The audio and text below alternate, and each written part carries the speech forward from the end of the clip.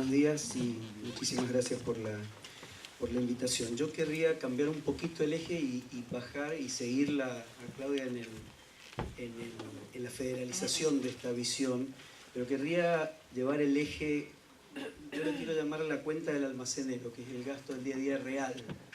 Por ejemplo, y desde ya quería invitarlo al diputado Filmus a visitar la provincia de Mendoza, donde tiene buenos amigos como Emma Punietti, que es funcionaria de nuestra gestión, porque algunas de las cosas que dijo en mi provincia no se verifican, como por ejemplo el año pasado tuvimos con fondos nacionales la distribución de libros más grande que se ha hecho nunca, y tuvimos, porque lo he visto publicado eso, incluso algún periodista que lo publicó le mandé nuestras cifras, y con fondos nacionales nosotros hicimos programas provinciales donde compramos, por ejemplo, una antología de Antonio Di Benedetto, 50.000 ejemplares para repartir en todas las escuelas secundarias, o un libro para jardincito de 5, para darle un ejemplar, 30.000 ejemplares a cada uno de los chicos que hoy lo están utilizando en primer grado y que forma parte de un programa provincial de alfabetización.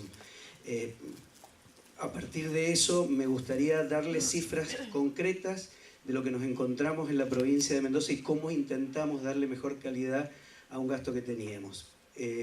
Decirte que el FONIT en Mendoza hoy implica alrededor del 8%, o sea que es más o menos eso, y va a ir en caída en la medida en que el FONIT esté congelado, como estuvo congelado en los 4 últimos años de la anterior gestión.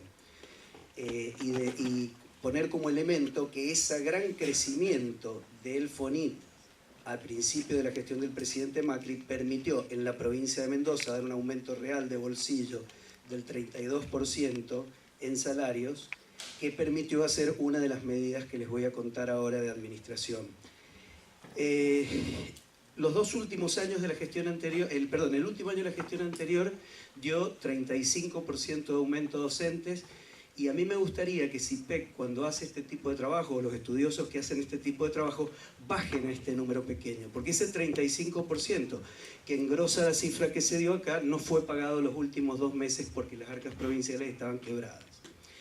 Y nosotros nos encontramos una deuda de 172 millones de pesos, que normalmente rondaba los 13, 14, 15, según me dijo mi antecesora en el cargo, con quien me reuní antes de asumir, porque tengo una vieja relación personal con ella, a pesar de ser de diferente signo político. Con María Inés Abrilé de Goldman nos une una relación muy lejana, y me dijo, mira, no sé qué ha pasado, pero se ha aumentado enormemente la deuda. Lo que había pasado es que durante un año no se había pagado ni los convenios con la universidad, ni el gas, ni los alquileres, ni ninguno de los gastos corrientes. Entonces se había acumulado deuda. Hoy la deuda es de 13 millones de pesos, que es la deuda habitual.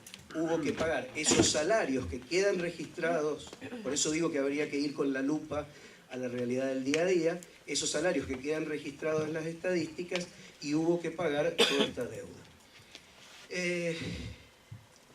Herencias que encontramos antes de nuestra gestión, en las 2 anteriores gestiones: celadores, que hoy tienen un sueldo muy bajo, alrededor de 10.000 pesos, había 5.000, hoy hay 10, después de 2 gestiones hoy hay 10.000. Nosotros prácticamente hemos incorporado los básicos que se necesitaban para las cocinas, porque tenían que tener una determinada capacitación.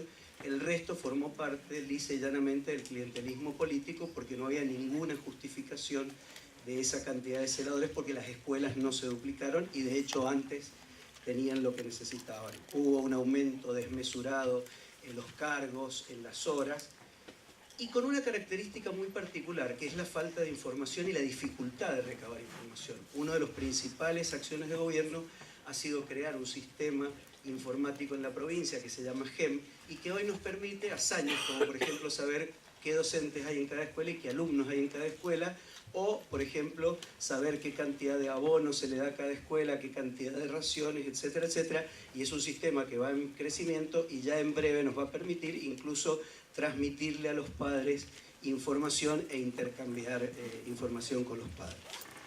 Medidas que hicimos para tratar de mejorar la calidad del gasto, porque ahora sí quiero dar el dato puntual de cuánto gasta la provincia de Mendoza. La provincia de Mendoza, del total de su gasto estatal, el 33% es inversión en educación. De ese 33%, el 95,4% es salarios, con lo cual es un corsé que no se puede tocar y que no se ha podido tocar en los últimos años, y es así, y no hay por qué tocarlo tampoco, pero limita mucho la posibilidad de hacer otro tipo de acciones o de mejorar los salarios. De ese 33% se hizo alusión acá a la coparticipación, que yo recuerdo que son fondos federales, es decir, tampoco es dinero que trae la nación para las provincias, y por ejemplo, ustedes saben, o si no lo saben, es un buen dato, doy un ejemplo, por ejemplo acá mi compañero de mesa, un puntano tiene 4 veces por habitante lo que tiene un mendocino. Y esto es una cosa que habría que ajustar en el resto del país. Lo mismo que cuando se hacen esos rankings de salario, habría que ver cuánto cuesta un kilo de carne en esos lugares que duplican y cuánto cuesta un kilo de carne, porque si no es un número totalmente abstracto. De ese 95,4, solo el 28% es coparticipación, el resto son fondos provinciales puros. Ya dije que el 8% de FONIT, de eso de salario. ¿Y qué medidas hicimos? Una primera medida fue la aplicación de algo que ustedes han sentido por ahí, que es el ITE Maula, que fue muy resistido por el sindicato, fue muy resistido por la oposición, y que implica aplicar de ese aumento del primer año, que rondó el 32% promedio, un 10% sujeto a presentismo. Se aplicó al principio con algunas restricciones y se lo fue ampliando al punto que hoy lo cobra casi el 100% de los docentes de Mendoza, salvo las licencias gremiales y algún otro caso particular, pero se fueron agregando casuísticas, pues se fue perfeccionando.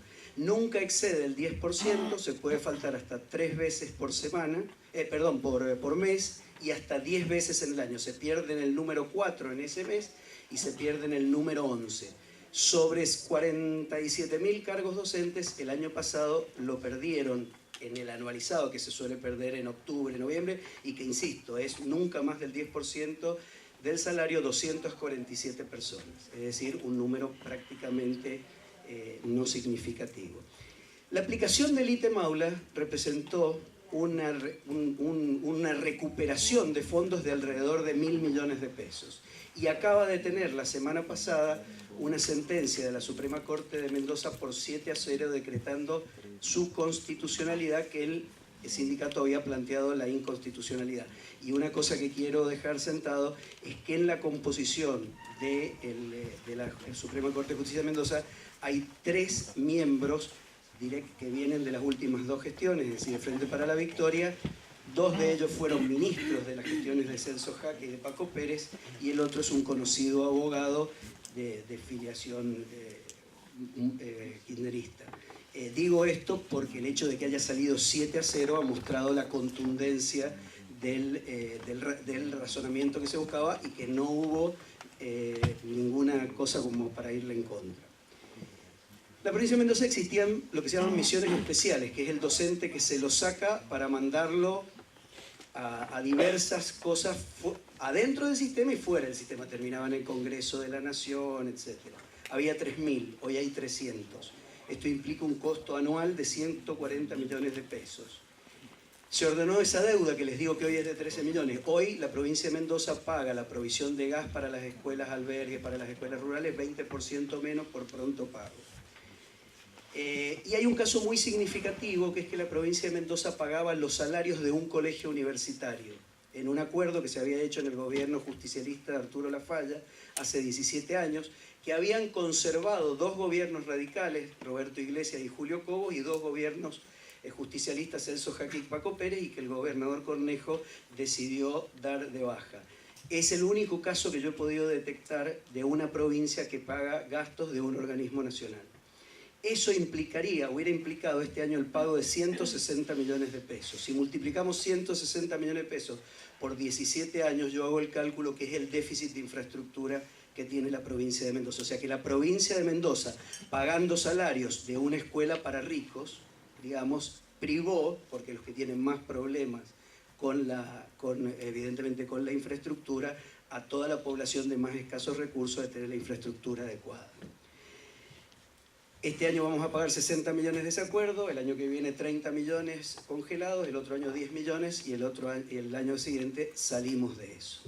¿Qué posibilidades nos dio esto? Es decir, el volver a recuperar esos dineros mal gastados, que he traído los casos más significativos, pero que después podríamos analizar y se podrían analizar muchos otros.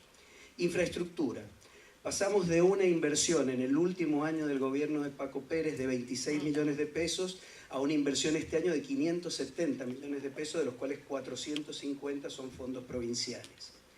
Se ha dado este año comida a escuelas, a 600 escuelas más, mejorando las raciones y cambiándola en la calidad en algunos casos porque se necesitaban otros nutrientes y otras cosas.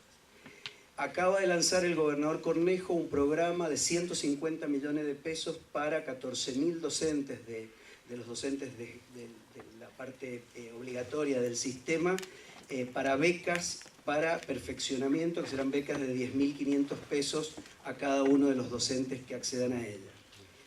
Y se ha pagado este año 700 millones de pesos de la deuda histórica de zona.